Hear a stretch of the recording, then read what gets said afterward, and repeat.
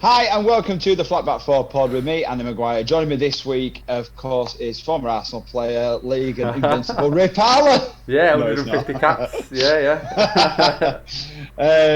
How you doing, mate? You all right? Yeah, good mate. Yeah, good weekend of football. Good Good. week of football, I think. Yeah, it has been actually.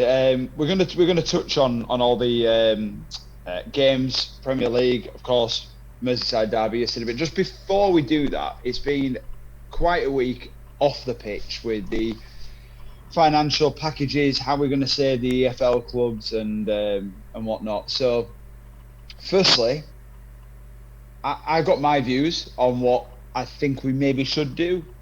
What about you with the project big picture that's been suggested? Yeah, so there's been two of it last week, haven't there? There's been two propositions put forward. That first one of the big six, where they would ultimately gain full control over football in general in this country, wouldn't they? They'd Which we both agree is garbage. absolutely garbage, and it's Yeah. madness that actually.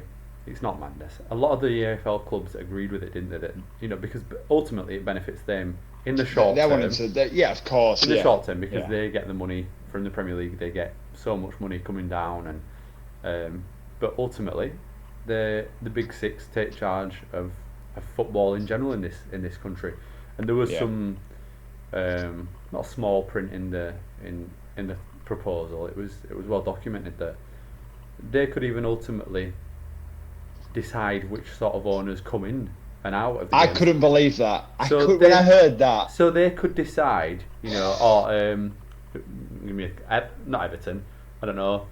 Well, the Newcastle one's a good thing to go to. Newcastle. They would have become the richest club in the world, more or less. Yeah, with this guy taking over. As Chelsea did, as in Everton, 2008. as Everton Absolutely. kind of becoming.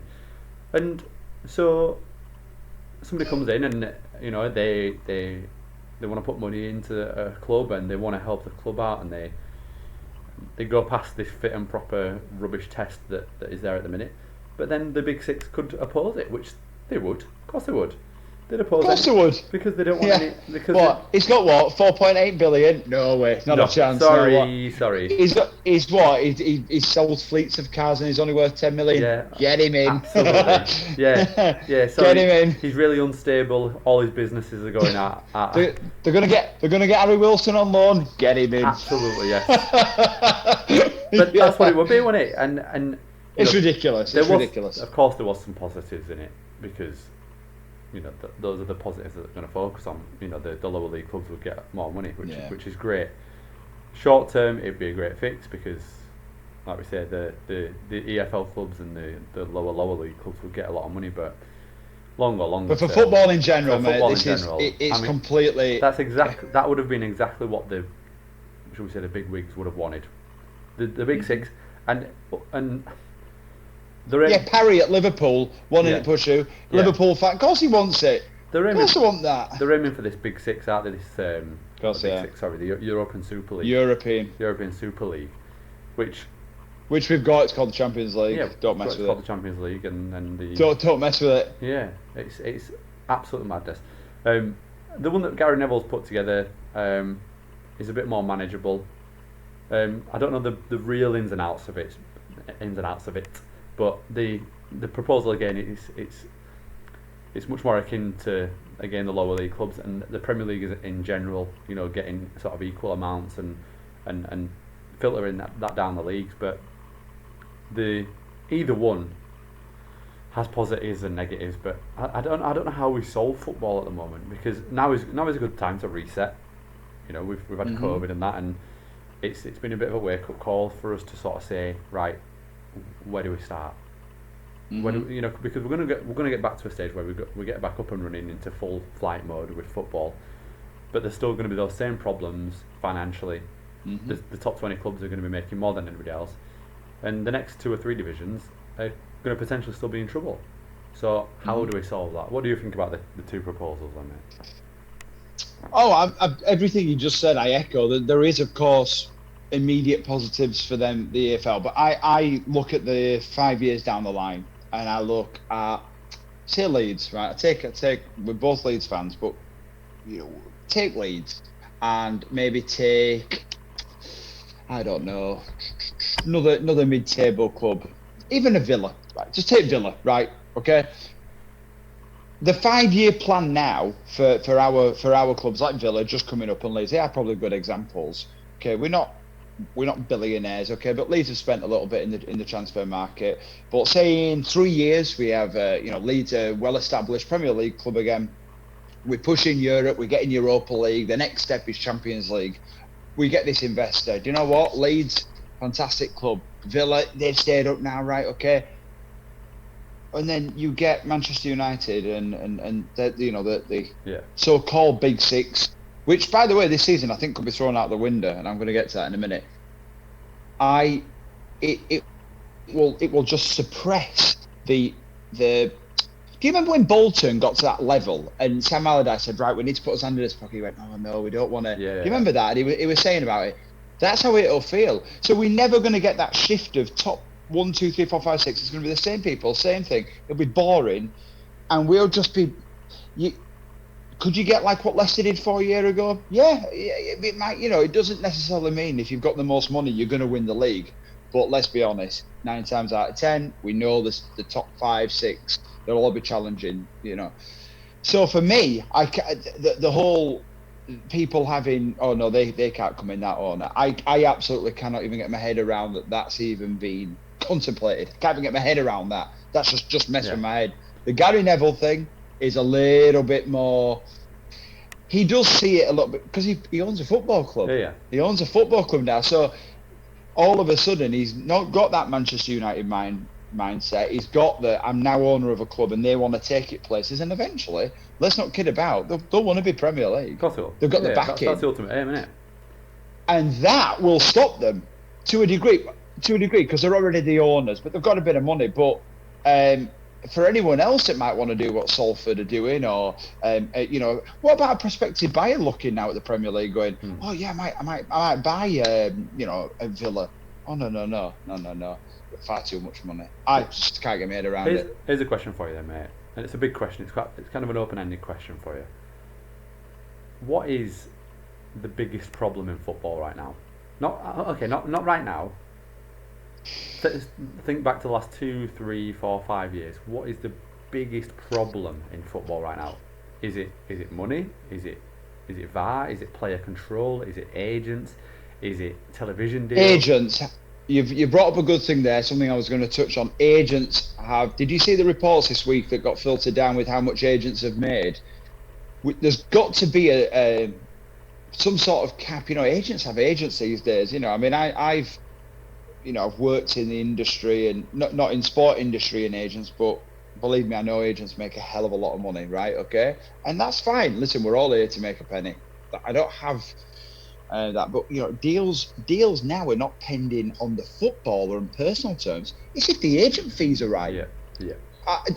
Deals have fallen through because the agent feels that he's not going to get enough. I mean, have you ever heard anything ridiculous of that? So yes, I do think that the answer to your question, money is money. It's been around since day dot, and it's never going to go away. So is money an issue? Nah. Yes, it is, and no, it isn't. It's money that the big six and the big dogs want to have more of to suppress them little clubs to a degree.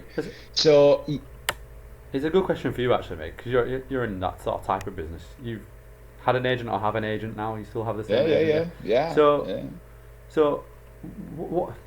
Remember when Harry Kewell, by the way, went to Liverpool and the fee was 5 million, but 3 million of it went to his agent? That was complete madness, and that's actually where it started becoming more of a thing around football. That's what, 2004? Yeah, something like that. So 17, 18 years ago now? Yeah, but for people who maybe don't know, what is the purpose of an agent? And because ultimately it's between the club and the player, isn't it? The club agrees a wage with the player, and B around the agent. Why do you think agents get paid so much?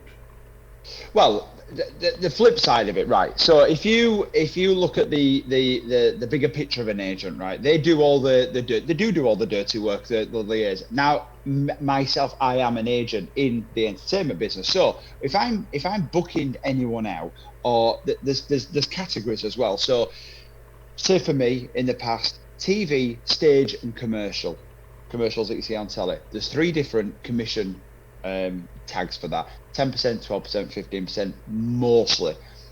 Adverts, you take more money. Why? Because you get paid more money. Okay? So when these bigger transfers go ahead, obviously they're going to push for the most money to get the most commission. Now, I can't talk in and around football. Maybe this is something when we get Ian Dowie back on, we'll talk to him about football agents and stuff, because he will have dealt with them and whatnot. But it is the same in every business for the fact that agent makes the first call, they will put together the paperwork. But some deals I've done myself, and we're talking way down the ladder here, but when I'm doing a deal for if any performers are going out and singers, you have a rough figure of what you know you're going to take from that. And I'm not being funny, it's not that hard. Listen, there's commercial aspects. I think that's why the Dybala one didn't go through to Tottenham, because he had image rights. Listen, we're talking, there is bigger pictures and contracts and sponsorships and dealers in there. However, the fees, like you said, why would an agent get 3 million of a £5 million sale? There's no reason for that. Now, if a £5 million pound player goes and an agent got 400 grand of that, I would probably say that's probably about fair. I probably would, doing, because he will be doing the contracts and negotiating the commercial rights and moving big clubs and whatnot. But 3 million. That was 15 years ago, man. These are that's what I'm saying. Completely different figures now. I mean, now. Look at Mino Raiola. Yeah, yeah. Is that Pogba? He has an agent. Who's Pogba? Yeah, that's Pogba's agent. Yeah, Mino Raiola. But he has an agent. So I mean that's scary, that, isn't it? When you think about. By the way, I don't know if he does have an agent, but we are getting into them stupid, ridiculously where agents are having agents and being represented. And we're only talking there about a £5 million player. Although at the time was probably worth about 20-30 million, but the figure was significantly reduced. Probably because, I think he ran out of his contract the season after. But we're talking about players such as Pogba, 90 million. I mean, how much would an agent potentially get out of that? You're talking millions. Well, I think. I wouldn't even be surprised if you're talking 15, 20 and that's one, honestly, that's one deal, innit? That's one deal. Like, so like, them stupid fees. I mean, Mbappe deals and Neymar's. Because there's not just agents involved, isn't there? There's like third parties potentially involved. Loads. Remember people Tevez and Mascherano? Tevez. Yeah. There was like 2 or 3 people listen, involved. It's a big thing, I mean, I represent more obviously of the entertainment side, so not that it's not hard that you can't. There's deals where I've had it when I'm going, I don't know, say it's £300. I know that I'm going to pay my performers, 100 plus, and then it's almost like you've got to try and verify why you're taking that much. But then you go, well, hang on a minute, we've got to book out, we've got to sort the travel, we've got to do the arrangements. Like I said, it's a completely different ballgame. But however, I am doing the groundwork that you don't see. And listen, it must be extremely complex when you are moving Pogba from Juventus to, Man United, Beckham to Real Madrid all them years ago. It can't be easy. However, do they require that fee? No. Should there be a salary cap? Absolutely. There should be a cap in a certain millions.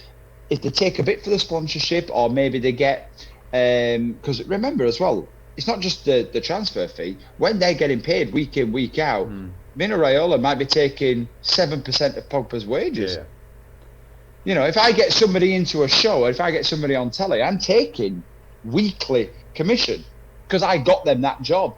So then you've got to look at the bigger picture of that, and they're on a 5-year contract. Pogba's pulling in 400 grand a week. What's that agent getting? So do they need that initial £10 million? No, of course they don't.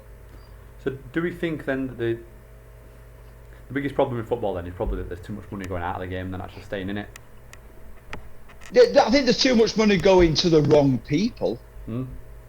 I think that everyone deserves their fair share. I think that everyone who has an input in a transfer, whether it be Nike sponsorships, they'll get a bit. But why do Nike need all their money? Do agents need all that? Do the agent's grandmother needs all that? That's what it feels like you're paying out for. I'd love to see what a proper breakdown of a top player. What, like you said, is the third parties? What goes out? Because I bet it'd be mind-boggling. Yeah, and there's so many different clauses within players' contracts. Let's think about a deal that was done recently. Ben Godfrey, who went to Everton from Norwich. He's a good player, by the way. Yeah. There'd have been agents fees there. Not just that.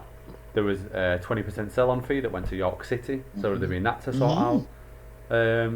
There's so much to sort out within a transfer. But I do like that. But they're the deals that I do like. Yeah. So let's say if you come from a non-league club, and if a clever agent, I know that if I had a young player, you'd be like, right, you started out here, you got your opportunity. When we go on, we make sure that when we negotiate a contract, 10% of your next fee goes to there, and maybe if you want to do anything personal with your wages, that's completely up to you. You can write that into contracts and get it signed off. There's a lot of hard work that goes into it, but there's always a way around it. There's always a way, even with these multi-million pound, whether you are LeBron James, whether you're Cristiano Ronaldo, Conor McGregor, contracts can be slung up quite quick. Not all the time, but football, it's like a carousel, isn't it? So we I don't know why I'm doing that for carousel, but you know what I mean. But it is a carousel, and you might move somewhere after a year. What about if it doesn't work out? Then they're on the move again. You're looking at loan. I mean, look at some of the loan fees now. Oh, the loan fees are astronomical, mate. It baffles me. So it's hard for me sometimes because I see where they're coming from an agent. I think that you do a lot of dirty work. I mean, a completely different industry. Although you could argue that football is part celebrity, part sport. You've got the basic combination of them both. Now that you've got Arsene Wenger going on, Graham Norton talking about his book, it's a very, very crisscross world. However, agents' fees are bringing the game to a new level of. It's taken the game down a wrong path, because then people go, well, how come an agent's getting that much money? Why is Pogba getting 300? Well, you can argue, well, he's getting that because Adidas want to sponsor him and so on and so on. So I always think that when Lewis Hamilton's getting paid 1.7 million a week and not really many people are speaking about it, he makes the average footballer look poor. You have golfers making average footballers look poor. One win at a golf tournament, you can win 15 million. That's like 3 times more than Rooney's salary. Yeah. So let's just hold off when we're saying that footballers are the most overpaid. They're not. Are they overpaid? Absolutely, to a degree. But then football brings in the most television rights, audiences. Are they actually overpaid? Because no, they're probably not really, but in comparison to how much the game brings in externally, it's not. And the TV deals. No, you're right. You're right. I get angry. The players are the product. I agree, and this is where I get angry, because footballers, yes, they have a lot of time off, but my God, they train every day. You've got to be in peak condition for 15 years, 20 years if he's Zlatan at the minute. He's 39, look what he's doing.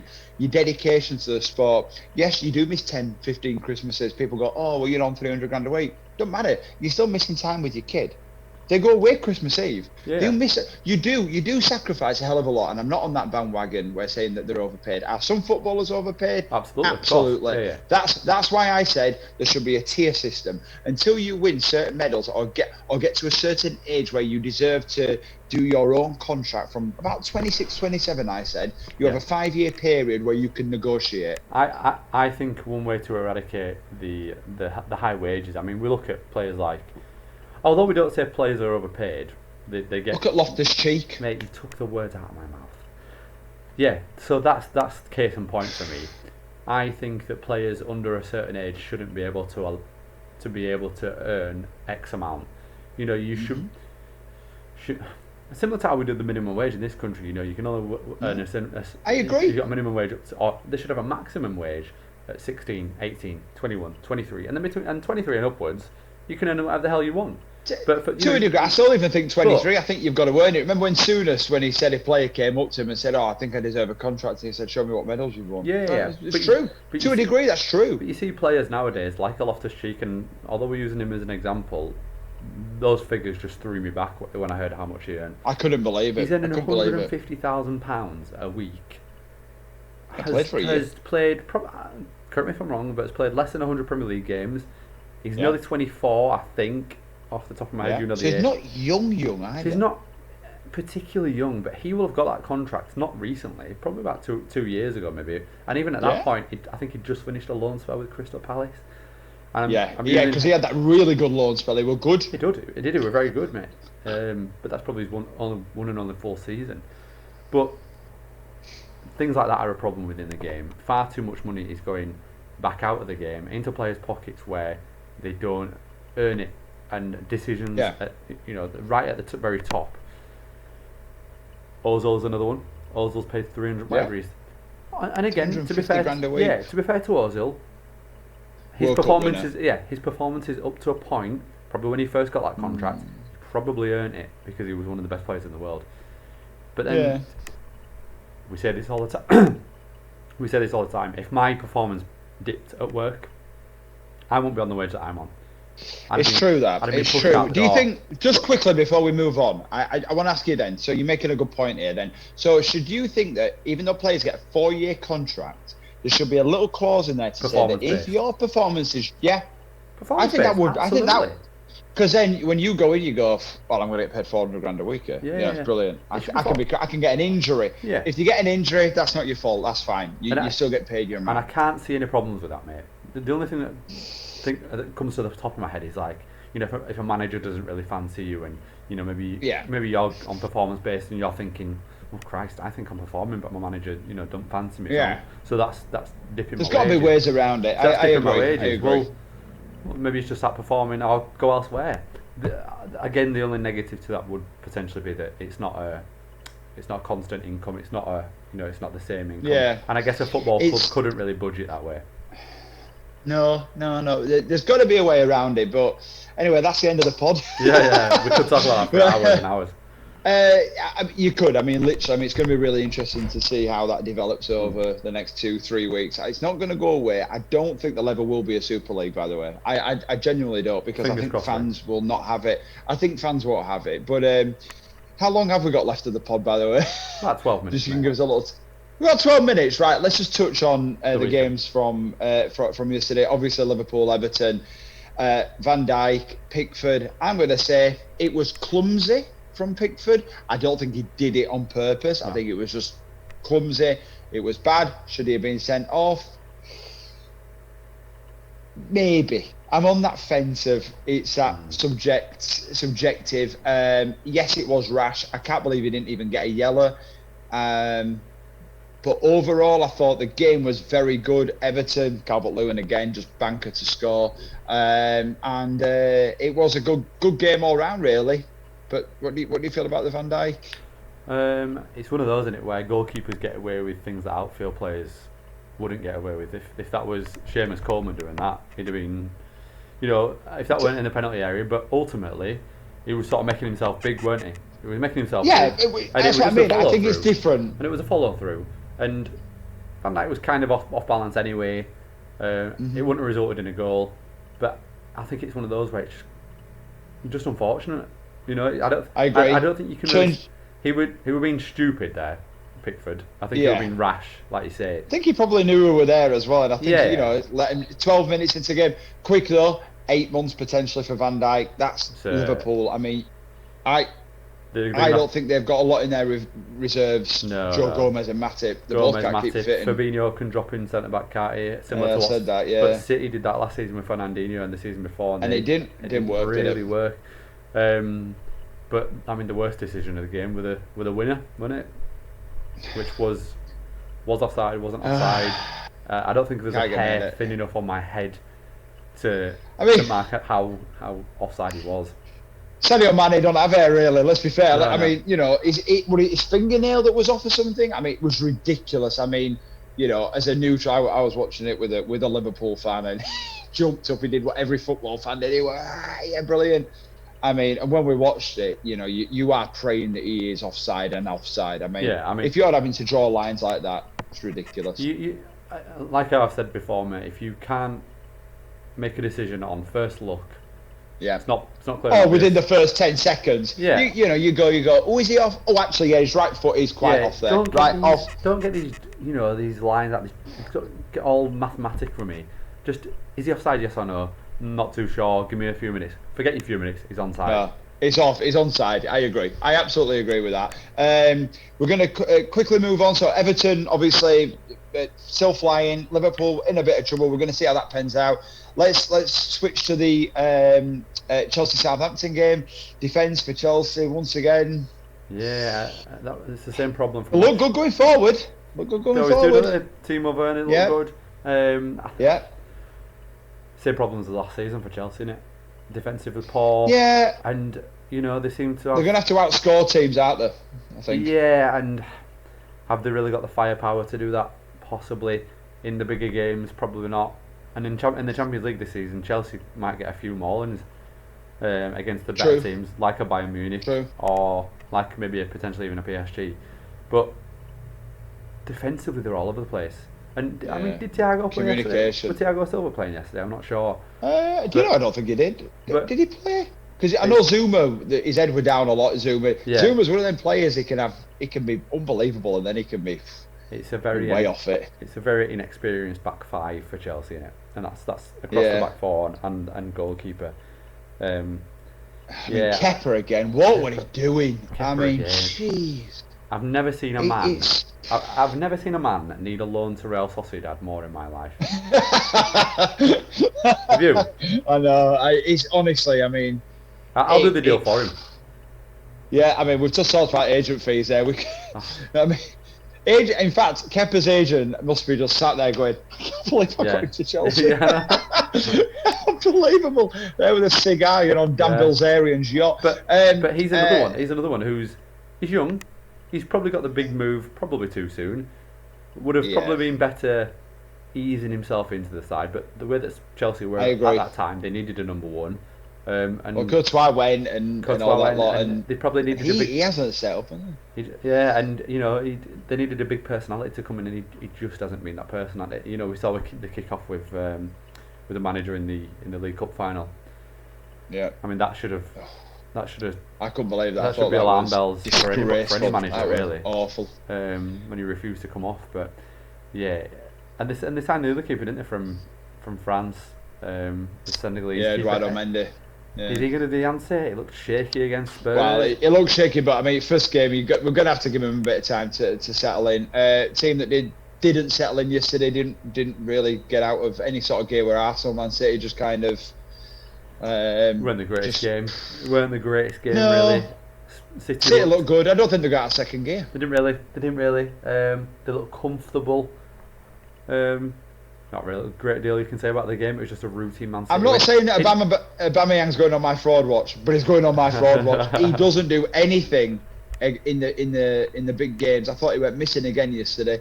I thought Arsenal, when he played Willian down the centre yesterday, I don't really know. No, he got scored yesterday, Arteta. I thought he got everything wrong. And, it weren't the worst. I don't even know if Man City were good. They just really. were better than Arsenal. Yeah, they weren't. I think.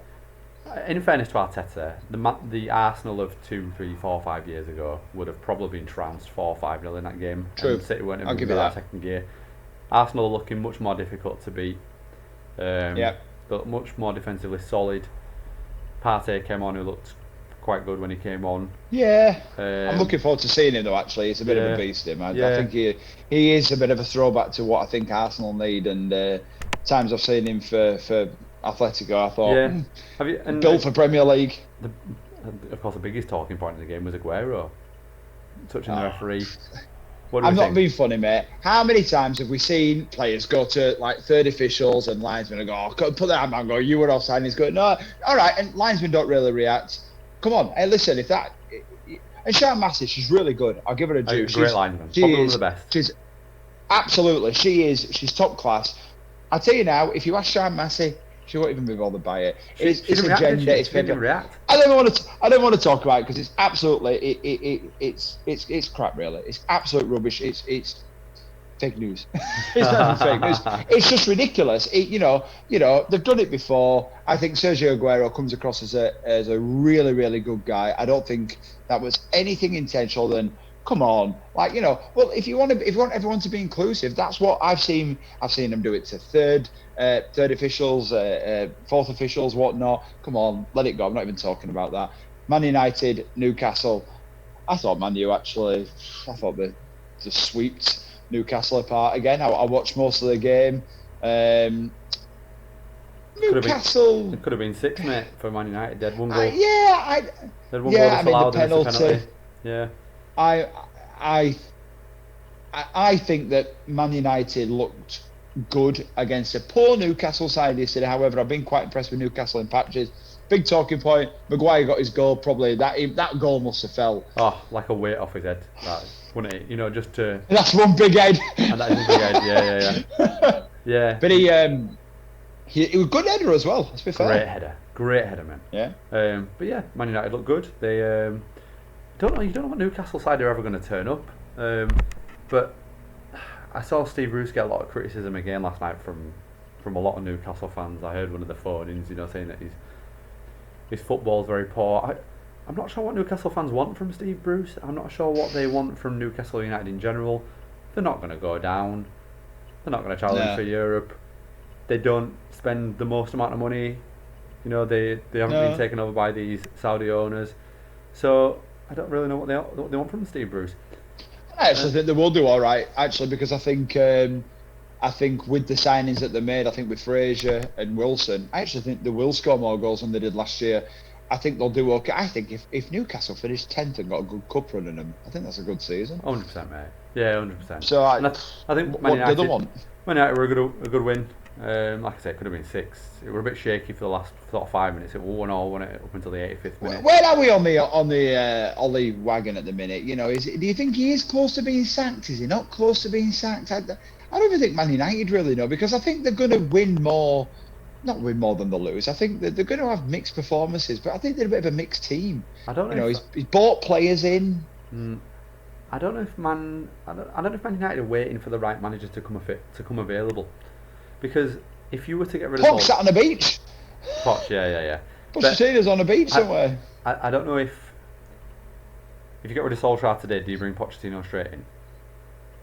Yeah, 100%. And will Pochettino do a better job than Solskjaer, guaranteed? Nothing's a guarantee in football, but probably overall is Poch a better manager? Probably, yeah. But it's different when you've got a club legend and you've got someone who he does genuinely love the club. I don't think he's done that much wrong. And actually, you'd argue the players he's brought in have actually performed. McGuire's gone through this little dip, but Fernandes, he really wanted Fernandes. Alexis Telles at the back, I think I think that was a great signing, to be fair. When he plays, I think he's going to be a very good player. I don't know. I actually think that Man U will not surprise teams this year, but I don't think they're going to be as bad as everyone thinks. I just hope that when Leeds playing, we suffer 8-0. That's all I'm asking. I don't think I'm asking for much, But actually, overall, I actually think Man U will probably have quite an hour. I think this season is going to be out the window. The longer fans are not in, and we see the pressure off, you will see Newcastle beat Man City. You will see Leeds, beat City at Etihad or Ellen Road. You just will. I think that we'll tell more when fans come back. That's the way I think. Yeah, 100%. I mean, most of this season and the back end of last season is just a bit of a write-off for me. I think as soon as you start seeing fans come back, you'll start seeing results. More expected results, shall we say? Yeah, I agree. I don't think you'll see the Villa 7, Liverpool 2. I don't think you'll see the Spurs 6, Man United 1. Well, it's like the thing, with the crowd in. Would Tyrone Ming ping an 80-yard pass every time? Probably not. But he would. No, he probably wouldn't. But he's going. Well, I can go there's for no this. pressure. And if it comes off, no pressure. No one's going to go. What are you doing? Play it safe. Play it safe. So realistically, I think it's making for great football. We're not seeing. Have we seen a 0-0 ball draw yet? The first game, we're 0-0 on it. Villa, Sheffield United. The first. Oh yeah. Okay, right. We'll forget about that one. Just quickly, I know we've only got a minute left. They're paying for the games, by the way, $14.95. I know we're going to touch back on what we touched earlier. Isn't Sheff and Fulham at the minute 0-0? 20 minutes left. I mean, that was nailed on. That was nailed on, wasn't it? I mean, just quickly on that, I would have said if they'd have put it at a $5 and the money was going to go to EFL clubs, I think people would have bought more into it. £5 is absolutely ridiculous. £5 to watch a game of football. It's similar to the Now TV Day Pass. I think that's like a tenner. Yep. Pay £5 to watch a game. Tenner now. Yeah, pay £5 to watch a game. But it was Jose Mourinho. He said, it's not even like you can share it because you can't go around to other people's houses. No. He says it's ridiculous. To make it cheaper. You got the Tottenham manager. I know. It just drives people to go watch illegal streams, doesn't it? You know, there's your incentive there. 15 quid? Yeah. No, thank you. I'll just risk it. Exactly what I did with the Man U game last night. Just went on Google in 2 minutes. I found a stream. I was like, happy days, you know. Yeah. Couldn't understand a word that was being said in But French. You got to watch the game. You know? But I got to watch the game. And on that note, thank you very much. All right then, mate. Well, we'll be back next week. We'll be doing a review. Yes, we have. We'll do an official announcement on social media. But yeah, we have got a guest next week. We're gonna have a few guests lined back up as well. We'll talk more. All the weekend's games from this weekend. Bale's about to make his debut again today. Debut number 2. So excited about that. Hopefully Leeds beat Wolves tomorrow. We'll talk about that as well in another review show as well. But for now, thank you very much. Follow us on our social media and we will see you very, very soon. Thank you, everyone.